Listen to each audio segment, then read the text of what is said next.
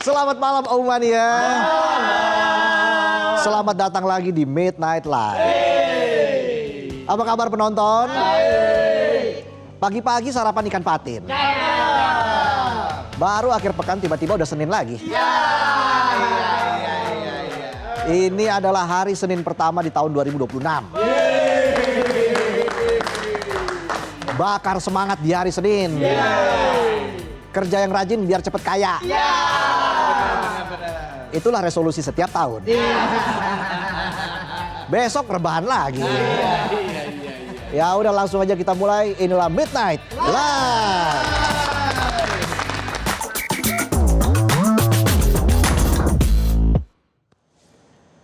Berita malam ini kita bahas soal Amerika Serikat. Negeri Paman Sam. Kalau Paman Usman, awal tok absen. Ya. Nggak paman, nggak keponakan, jarang kelihatan. Amerika Serikat, negara adidaya yang belakangan suka bikin geger. Karena manuvernya ugal-ugalan. Aturan diterabas. Kalau ada yang ngalangin jalan, lindas. Jadi dejavu saya. Dan kali ini dunia dibikin geger sama manuver Amerika Serikat yang menangkap Presiden Venezuela Nicolas Maduro beserta istrinya Cilia Flores. Maduro ditangkap lewat operasi militer kilat yang diluncurkan AS ke Venezuela pada 3 Januari kemarin. Tahun 2026 baru juga 3 hari. Udah ada aja gebrakannya. Resolusi paling diinin apa sih namanya? Ini resolusi tahun baru paling mind blowing. Bayangin ada gitu yang punya resolusi culik presiden negara lain. Mana ada yang kepikiran coba? Paling banter kita resolusinya naik gaji. TV aja resolusinya udah 8K Ultra HD. Penonton resolusinya masih 3GP. Bukan Ultra HD tapi Ultraman. Memang penonton Ultraman semua. Walaupun lampu di dada udah kelap-kelip, tenaga dikuras, tabungan terkuras. Yang penting swatch. Balik lagi, dalam operasi penangkapan itu, militer AS menyerang infrastruktur komunikasi dan kelistrikan di Venezuela sebelum akhirnya membawa Maduro dan istrinya keluar dari Caracas untuk diadili. Keluar dari Caracas. Karena kalau ke Ciracas tinggal naik LRT. Habis itu ke pertigaan Condet. Jadi manusia silver loh. Bayangin demi menyeret satu orang, satu kota jadi gelap gulita. Ini mau nangkep orang apa mau perang? Nyerang infrastruktur segala. Kan kasihan warganya. Lagi nonton Dracin, malah buffering. Mana tinggal 2 menit lagi pas CEO-nya ketahuan punya aneh-aneh. Jadi gantung kan? Padahal CEO-nya udah mau dipecat tuh. Nanggung banget. Kocaknya lagi, pasca penangkapan Maduro lewat media sosialnya, Trump langsung mengumumkan keberhasilan operasi tersebut. Trump mengunggah foto Maduro yang sudah dalam kondisi terborgol dan matanya ditutup. Bayangin, presiden negara berdaulat ditangkap sama presiden negara lain. Mana fotonya dipajang di medsos kayak maling jemuran. Itu kalau di sinetron-sinetron, Maduro dalam hati ngomong tuh. Gimana tuh? Di voice over ya kan. Matanya ditutup, tapi matanya tetap di zoom in zoom out biar dramatis. Dalam hati dia ngomong tuh di voice over. Lihat saja nanti pembalasanku. Akan ku kejar kau sampai Antartika. Hei antek-antek asing. Gue kan gak bisa bahasa Spanyol. Gue bahasa Spanyol taunya Hala Madrid doang. Itu juga gue taunya pas perkenalan pemain tuh. Hala Madrid. Bos gue Madridista soalnya. Balik lagi ke pembahasan. Jadi kenapa Maduro ditangkap? Ya udah tahu, saya tanya Donald Trump. Iya benar juga. Kalau tanya yang lain tuh jawabannya we walk the talk, not only the talk. AS menyebut Maduro ditangkap karena terlibat dalam jaringan narkoba internasional dan dituduh menggunakan perdagangan narkoba sebagai senjata politik. AS mengklaim penangkapan itu memiliki dasar hukum kuat, yaitu dakwaan terhadap Maduro yang dikeluarkan Departemen Kehakiman AS sejak 2020 yang menyebut Maduro memimpin kartel narkoba Los Soles. Ini yang ditangkap kan Presiden Venezuela. Betul. Tapi kok yang mendakwa Departemen Kehakiman AS? Benar. Udah kayak lo sekolah, tapi ijazahnya dari Pasar Pramuka. Jadi dejavu saya. Kucing kampung nelen kedondong. Keselak dong. Gimana ngeongnya? Memang narkoba itu bahaya dan perlu dibasmi. Tapi apa yang dilakukan Trump terhadap Maduro jelas melanggar hukum internasional. Nah, iya tuh. Pertama, nggak ada legitimasi hukumnya. Betul. Kedua, Maduro ditangkap bukan lewat ekstradisi, bukan juga lewat pengadilan internasional, dan bukan lewat mandat PBB. Tapi justru dilakukan secara diam-diam lewat pasukan elit Delta Force.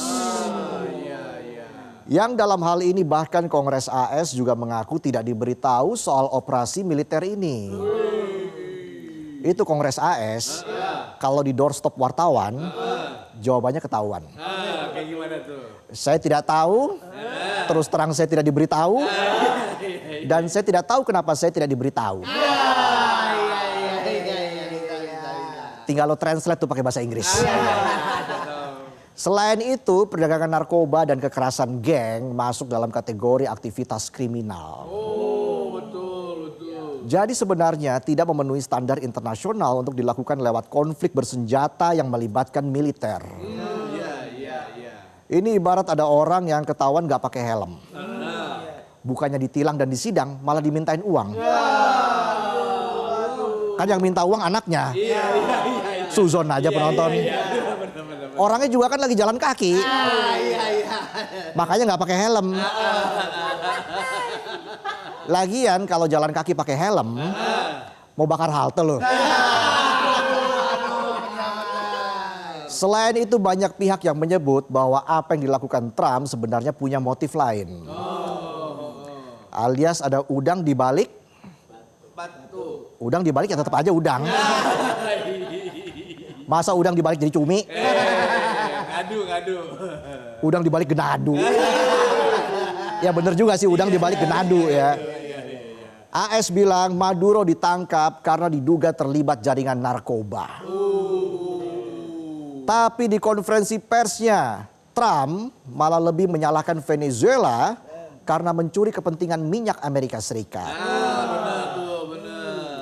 Jadi ini urusan narkoba apa urusan minyak? Ya udah tahu saya, kok nanya saya. Saya manusia biasa makan nasi. Ucapan Trump ini semakin mengonfirmasi kecurigaan banyak pihak kalau target utama AS sebenarnya adalah kendali penuh atas minyak sebesar 303 miliar barrel milik Venezuela yang disebut sebagai cadangan minyak paling banyak di dunia. Nah ini ibarat lo mutusin pacar dengan alasan kamu kalau makan suka aneh sambil kayang. Ada aja alasannya. Padahal emang udah punya gebetan baru yang lebih tajir. Bisa aja knalpot brong. Brong.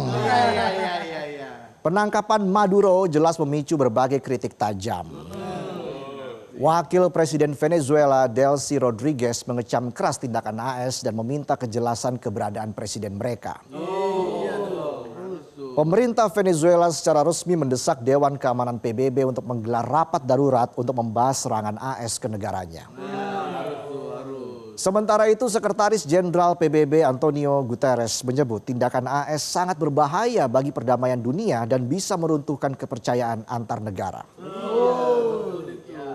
Di internal Amerika sendiri, operasi senyap yang dilakukan Trump memantik reaksi keras dari Capitol Hill.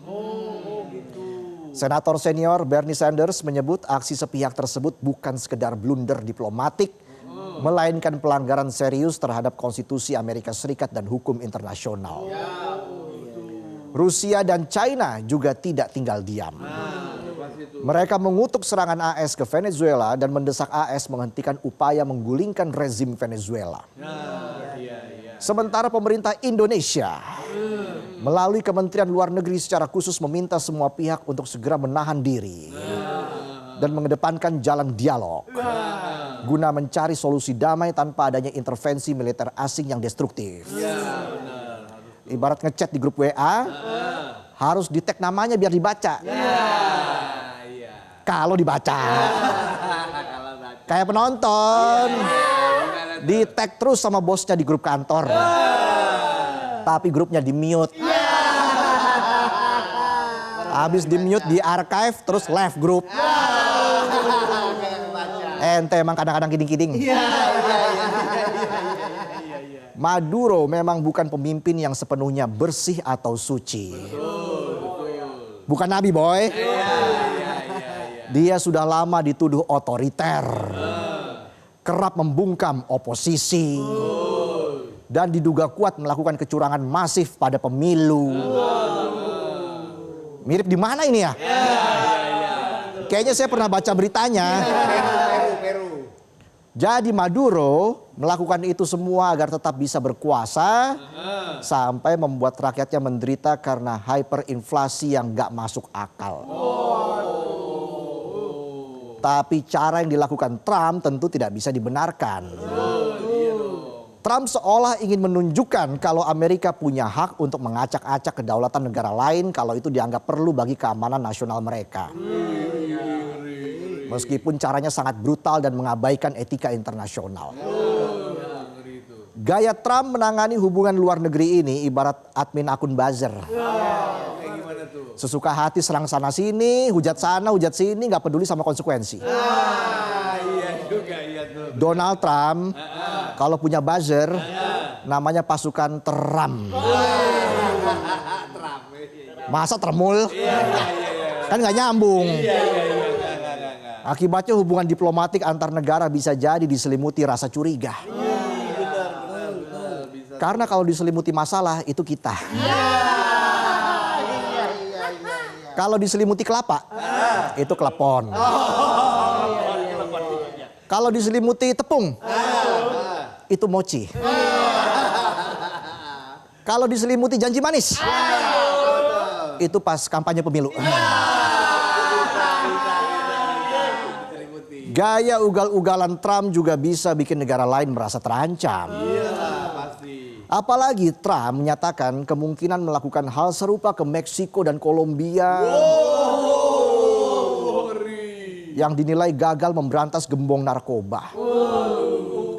Ancaman itu juga ditujukan ke negara Kuba yang dinilai sebagai negara gagal dan berada di ambang kejatuhan. Trump pun beralasan ingin membantu orang-orang di Kuba. Donald Trump hobi banget ngurusin orang. Padahal kan belum tentu itu orangnya mau kurus. Gimana kalau orangnya pengen bulky? Kalau pengen bulky makan MBG. MBG kan makanan bulky gue. Kalau nggak ada belatungnya. Meskipun alasan intervensi berbeda-beda, tapi ancaman itu semakin menunjukkan kalau Trump punya ambisi besar untuk menghidupkan kembali doktrin Monroe atau memperluas dominasi Amerika Serikat di wilayah Amerika Latin. Mungkin Trump punya prinsip. Sedikit-sedikit lama-lama jadi hak milik. Awalnya Venezuela, lanjut Kuba. Bisa-bisa negara kita diklaim punya dia. Lama-lama satu antariksa diklaim juga. Kan salah satu janji kampanye dia mau kasih lihat UFO. Bisa kejadian tuh. Alien versus koruptor, predator. Aksi Trump menyerang Venezuela dan menangkap presidennya dinilai bukan sekedar operasi militer, tapi justru tindakan yang bisa merusak fondasi hukum internasional. Meskipun Maduro memiliki catatan kepemimpinan yang buruk, langkah Amerika Serikat yang main hakim sendiri dianggap telah mengabaikan prinsip kedaulatan negara yang selama ini dihormati seluruh dunia. Di mata hukum internasional, aksi ini juga malah menempatkan Amerika sebagai negara kuat yang menghalalkan kekerasan untuk memaksakan kehendaknya. Nah, itu ngeri itu. Dan mengancam kedaulatan negara lain. Iya.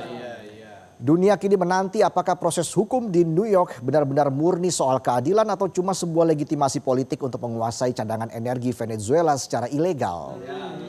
Dan jika tindakan ugal-ugalan ini dianggap sah secara internasional, maka tatanan dunia sedang berada dalam bahaya besar. Itulah tadi sajian pembuka kami di Midnight Live. Kami akan kembali dengan sejumlah informasi lainnya.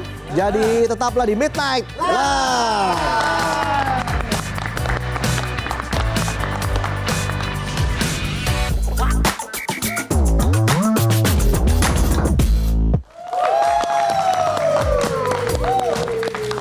Kembali lagi di Midnight Live. Aumania, mana suaranya?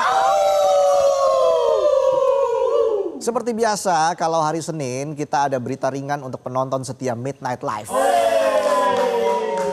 Untuk para Aumania, deretan peristiwa menarik datang dari dunia hiburan, musik hingga isu global yang tengah menjadi sorotan publik. Semua kami rangkum dalam apa? Like News. Keras banget bos gua. Semangat banget gua demen nih. Hari Senin kan? Besok lemes lagi. Ya udah, ini dia Monday Light News.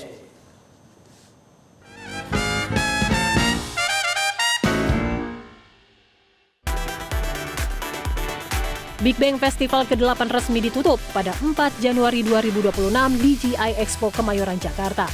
Acara penutupan berlangsung meriah dengan pertunjukan musik dari atas panggung megah yang disaksikan ribuan pengunjung. Selama 12 hari penyelenggaraan, Big Bang Festival menjadi salah satu agenda utama masyarakat di masa libur akhir tahun. Festival ini menghadirkan berbagai produk, mulai dari fashion, beauty, elektronik, sneakers, hingga furniture dengan potongan harga hingga 90%. Hingga hari terakhir penyelenggaraan, antusiasme pengunjung tetap tinggi. Panitia mencatat jumlah pengunjung Big Bang Festival ke-8 mencapai 900.000 orang.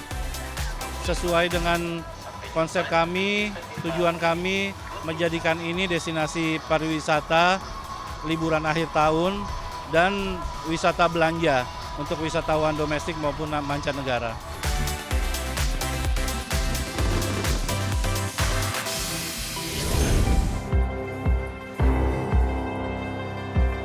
Setelah resmi menjabat sebagai wali kota New York, Zohran Mamdani tak menunggu waktu lama untuk menunjukkan arah kepemimpinannya. Dalam hitungan hari, Mamdani langsung melakukan serangkaian aksi simbolik sekaligus kebijakan awal yang sukses mencuri perhatian publik. Bukan seremoni mewah atau pernyataan elitis, Mamdani justru memilih turun ke isu paling dekat dengan denyut kehidupan warga kota, yaitu masalah kesejahteraan hidup sehari-hari. Salah satu langkah pertamanya adalah menyoroti persoalan hunian terjangkau, sebuah masalah krusial di New York di mana jutaan warga hidup di tengah biaya sewa yang terus meroket.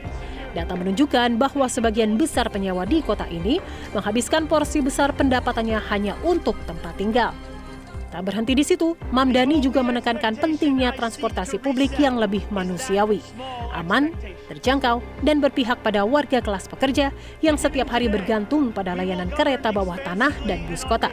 Mamdani tak hanya menyampaikan gagasan dari balik meja balai kota, ia terlihat aktif menyambangi lingkungan warga, menyapa komunitas akar rumput, berdialog langsung dengan kelompok yang selama ini merasa terpinggirkan dari proses pengambilan keputusan. Pendekatan ini memberi sinyal kuat bahwa kepemimpinannya ingin bergerak dari bawah, mendengar langsung suara warga, bukan sekadar mengandalkan birokrasi di pusat pemerintahan. Dalam berbagai kesempatan publik, Mamdani menegaskan komitmennya pada keadilan sosial dan transparansi pemerintahan. Ia secara terbuka mendorong reformasi kebijakan kota yang lebih progresif, mulai dari perlindungan pekerja, penguatan hak buruh, hingga kebijakan lingkungan yang berkelanjutan di tengah tantangan perubahan iklim. Gaya komunikasinya yang lugas, terbuka, dan tanpa basa-basi membuatnya cepat menjadi perbincangan hangat tak hanya di media arus utama tetapi juga di media sosial. Mamdani dengan lantang berani mengecam sikap Presiden Amerika Serikat Donald Trump yang terkait penangkapan terhadap Presiden Venezuela Nicolas Maduro dan istrinya oleh militer Amerika Serikat, serta rencana penahanan mereka di tahanan federal di kota New York. Menurut Mamdani, penangkapan tersebut merupakan bentuk tindakan perang dan pelanggaran hukum federal dan internasional. Bahkan upaya penggulingan rezim di Venezuela ini akan berdampak serius pada warga New York, termasuk puluhan ribu warga Venezuela yang tinggal di kota ini. Keselamatan terhadap warganya kini menjadi perhatian utama oleh Mamdani. Meski tantangan besar sudah menanti, mulai dari kompleksitas anggaran kota hingga dinamika politik New York yang terkenal keras, namun langkah awal Mamdani dinilai banyak pihak sebagai angin segar. Masa awal jabatannya kini menjadi sorotan sekaligus penentu arah kepemimpinan di salah satu kota paling berpengaruh dan berdenyut cepat di dunia. Harapan pun tumbuh bahwa New York di bawah Mamdani bisa bergerak menuju kota yang lebih adil, inklusif, dan berpihak pada warganya.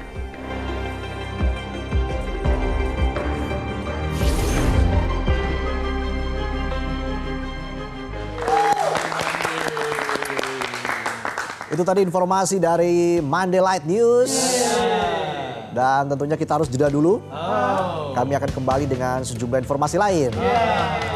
Mani tetap semangat ya. Semangat dong. Walaupun kita mundur setengah jam ini. Gak apa-apa kan? Gak apa-apa. Sampai besok pagi katanya. Iya. Gak apa-apa. Kita jeda dulu, kami akan kembali saat lagi. Tetaplah di Midnight Live.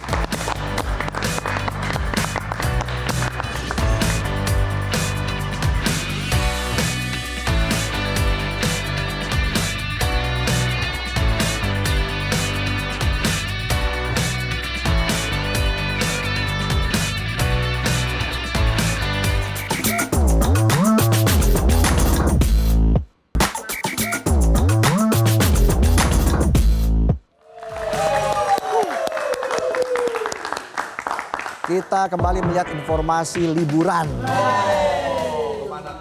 Buat penonton yang lemburan.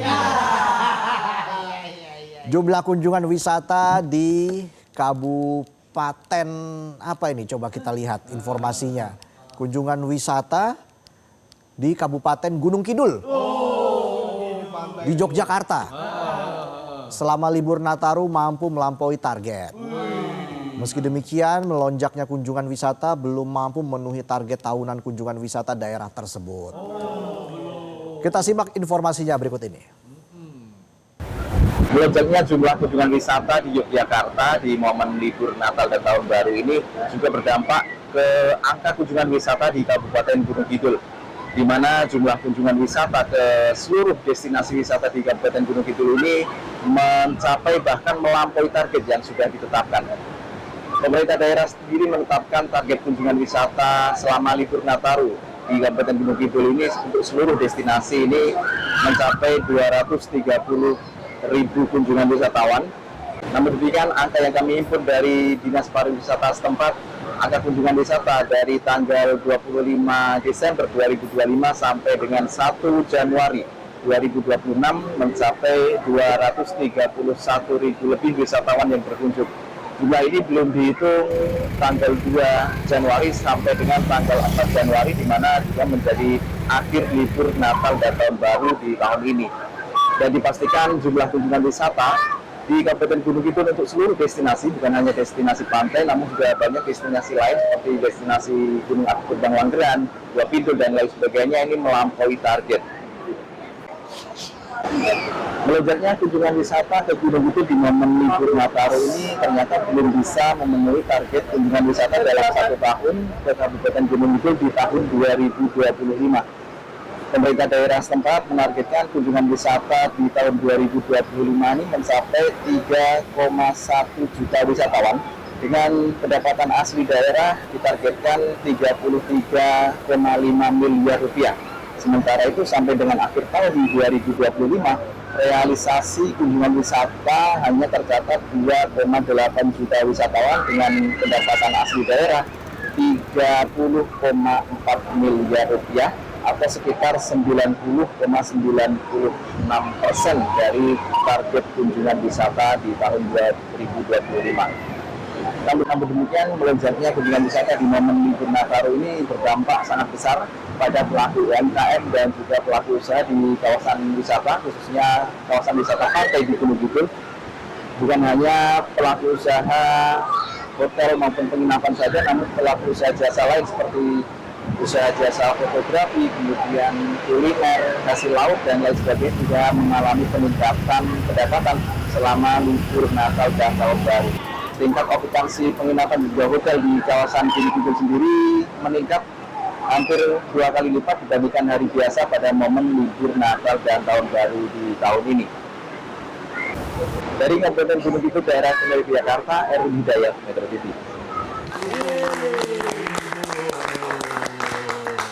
Masih banyak yang liburan ya. Penonton? Udah selesai liburannya? Emang liburan? Kita beralih ke informasi yang sangat inspiratif. Terkena PHK dari tempatnya bekerja, seorang pemuda di Kota Madiun, Jawa Timur tidak begitu saja menyerah. Bermodal sisa upah yang masih ada, pemuda tersebut kini beternak dan melakukan budidaya ikan gabus impor. Hasilnya pun cukup lumayan, 1 ekor ikan gabus itu mampu menghasilkan uang hingga jutaan rupiah.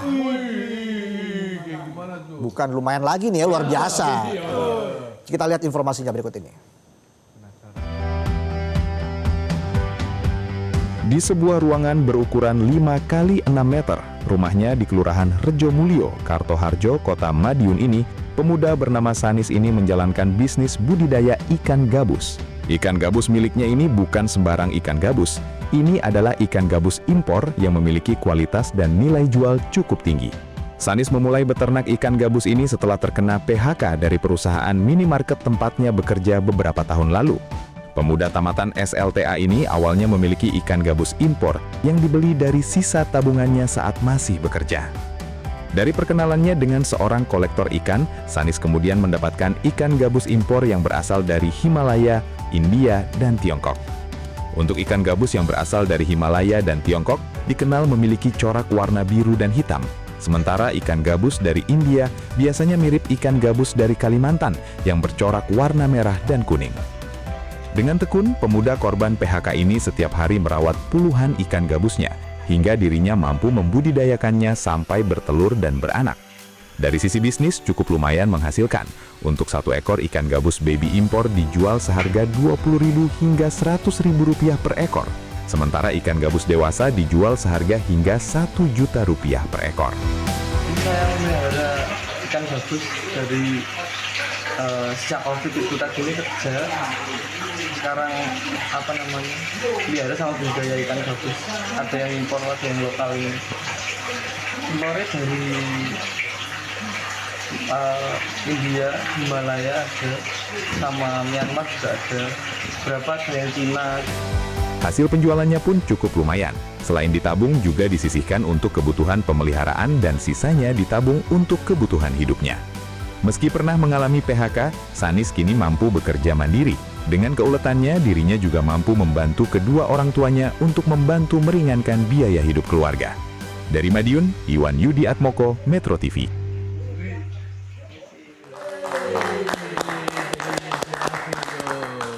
Cukup inspiratif ya, bahkan sangat inspiratif begitu. Memang sekarang tuh harus punya ide, kreativitas gitu. Jangan hai aja. Oke, selanjutnya ini informasi terkait dengan duren. Suka makan duren? Iya dong. Aroma tajam dan legit durian premium mengundang penikmat kuliner datang ke pedesaan Pati, Jawa Tengah. Di sini wisata petik durian.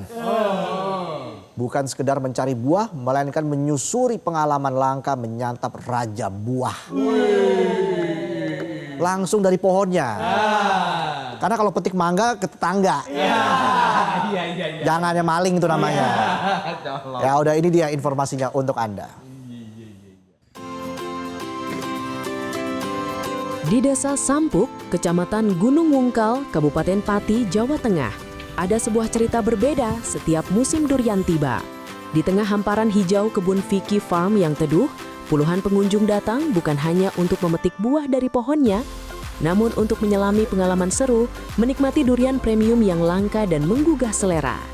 Kebun durian ini telah berdiri sejak 7 tahun lalu, namun baru dalam 2 tahun terakhir dibuka untuk umum sebagai agrowisata yang menawarkan sensasi petik durian segar langsung dari pohonnya.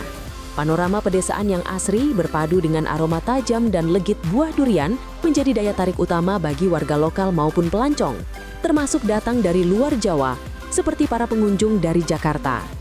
Musim durian 2025-2026 di Vicky Farm dimulai sejak Desember 2025 dan diperkirakan akan berakhir pada akhir Januari 2026.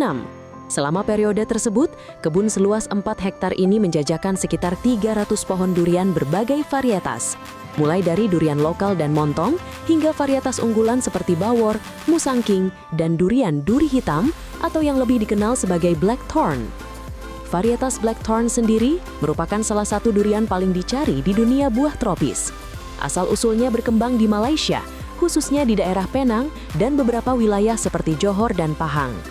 Buah ini bisa tumbuh dengan kulit berduri hitam dan daging buahnya berwarna oranye tebal dan sangat gurih. Cita rasanya dikenal manis dengan aroma khas yang kuat, sehingga blackthorn sering disebut sebagai salah satu varietas premium dalam dunia durian. Kebun durian Vicky Farm ini dari medsos. Kita dari Batik Kota istilahnya ngemeno ke sini gitu. Untuk menikmati durian premium. Tadi coba apa sih, Mas? Tadi coba yang blackthorn atau duri hitam yang top lah. Gimana Mas rasanya, Mas? Kalau rasa legit terus lembut, enak, cocok nih. Masuk. Fenomena blackthorn bukan sekadar soal rasa. Buah ini juga dinilai sebagai durian mewah karena permintaannya kerap melampaui pasokan, terutama di negara asalnya sendiri. Bahkan karena kelangkaan dan rasa lezatnya, durian varietas ini di pasar Malaysia bisa mencapai harga yang jauh lebih tinggi dibandingkan durian biasa. Di kebun Vicky Farm, blackthorn menjadi bintang yang paling banyak diburu pengunjung, terutama mereka yang ingin membawa pulang pengalaman berbeda atau menjadikannya oleh-oleh kuliner khas Pati. Sistem penjualan bisa dilakukan secara langsung di kebun, di mana pengunjung bisa memilih dan memetik buah sendiri, maupun melalui pemesanan secara online. Jadi untuk umur kebun sendiri kita sudah tahun ke-7, cuman untuk kita buka di umum, kita ini tahun kedua. Ini udah 2 tahun ini ya? Sudah 2 tahun ini, betul. Biasanya yang paling banyak dicari durian apa, Mas? Untuk saat ini yang paling banyak dicari durian musangking, karena kemarin negara tetangga viral Upin Ipin, dan yang viral sampai dengan hari ini tahun ini masih di durian musangking. Bagi pecinta durian, pengalaman petik durian di Vicky Farm bukan lagi sekadar wisata buah, namun telah menjadi sebuah ritual menikmati raja buah durian secara langsung di tempat tumbuhnya. Sementara bagi pengunjung baru, kesempatan ini adalah undangan pertama untuk mencicipi sensasi durian premium yang selama ini mungkin hanya terdengar namanya saja.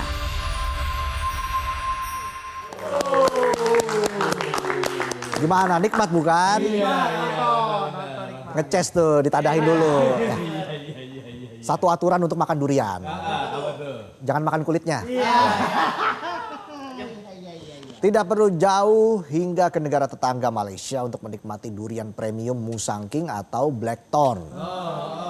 Di Sumatera Utara, tepatnya di Kabupaten Tapanuli Utara, jenis durian premium ini telah berhasil dibudidayakan dan menghasilkan miliaran rupiah setiap musim panennya. Seperti apa sensasi memetik buah durian langsung dari kebunnya. Kita punya liputan dari jurnalis Edi Sembiring dan juru kamera Uzrizal Pulungan berikut ini.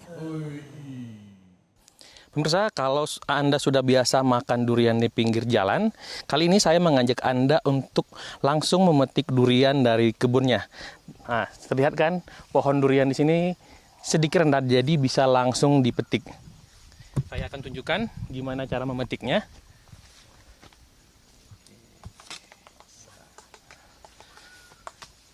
Nah, durian ini sudah saya petik dan harumnya sudah membuat saya tidak tahan untuk langsung menikmatinya. Tapi kita tahan dulu sebentar, karena di sini juga para pekerja sedang memetik buah durian yang dipilih dan dengan cermat sehingga terciptalah buah yang dipetik menjadi buah yang sangat bagus untuk dinikmati oleh konsumen. Dan saat ini saya sudah bersama dengan pemiliknya, yaitu Bang Sahat Sibarani. Bang, boleh diceritakan Bang, gimana awalnya bisa berbudidaya durian ini Bang? Iya, ini kan daerah kami di Kecamatan Garoga ada pada ketinggian 600 sampai 1000 mdpl, dan sebelum kita membudidayakan durian premium, musangking dan blackthorn, ini di sini di daerah ini banyak durian lokal yang tumbuh. Nah, jadi dari situ kita lihat ada potensi untuk mengembangkan durian premium. Karena kita lihat harga durian premium ini di Malaysia misalnya itu sangat tinggi, artinya nilainya secara ekonomi sangat tinggi. Beda dengan durian lokal yang harganya sangat murah. Ya, kita lihat misalnya di Malaysia kemarin kita jalan-jalan beberapa tahun lalu di Kuala Lumpur, di Penang misalnya, itu harganya satu buah durian itu ada sampai 700, 800, bahkan sampai 1 juta satu buah durian. Nah, ini yang membuat kita mencoba berpikir gimana kalau kita ganti paritas durian lokal ini dengan durian-durian premium yang harganya sangat tinggi dan memang disukai oleh pasar secara internasional gitu. Ya, kita lihat misalnya di Jakarta, di Medan juga misalnya harga durian musangking itu mencapai 400.000 per kilo. Di Jakarta juga seperti itu, di Surabaya kita lihat. Jadi itu yang membuat kami termotivasi untuk mencoba mengembangkan durian ini sehingga bisa menghasilkan nilai ekonomi yang tinggi. Itu Mas, dasar pemikirannya. Iya. Bang, jenisnya ada apa aja, dan kalau boleh tahu seberapa luas sih kebun durian ini, dan kalau boleh tahu omsetnya berapa yang dihasilkan saat panen durian ini? Iya, ini ada beberapa jenis yang kita tanam durian premium. Yang pertama durian musangking, itu yang paling banyak, ada sekitar 1000 batang. Blackthorn atau duri hitam atau oci itu sekitar 600 batang.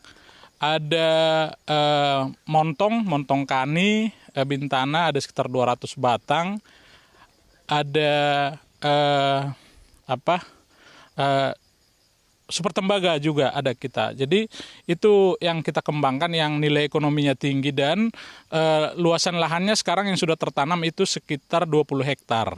Nah, ini pemirsa adalah durian musangking yang biasa berada di Malaysia, namun saat ini sudah bisa dinikmati di Sumatera Utara, tepatnya di Garoga, di Kabupaten Tapanuli Utara. Baiklah pemirsa, demikian yang dapat kami laporkan dari Sumatera Utara, dari Kabupaten Tapanuli Utara, Edi Sembiring, Usai Jalpulungan, Metro TV.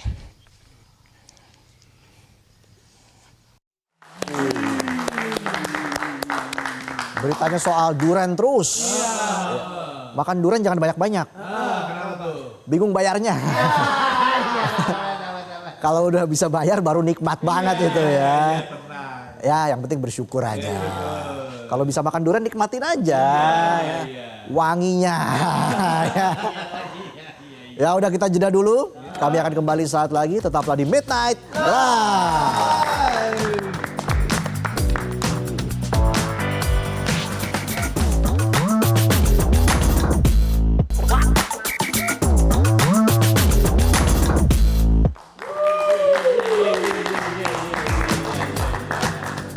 Dan Midnight Live pada malam ini kita tutup dengan informasi dari keajaiban alam dari berbagai penjuru dunia. Dan informasi itu akan menutup perjumpaan kita di Midnight Live. Terima kasih penonton sudah hadir di studio. Terima kasih Aumania dimanapun Anda berada sudah menyaksikan Midnight Live. Pokoknya di tahun yang baru ini semoga penonton lebih sabar. Sabar nunggu gajian. Baru tanggal 5. Ya udah, kita jumpa lagi besok di Midnight Live.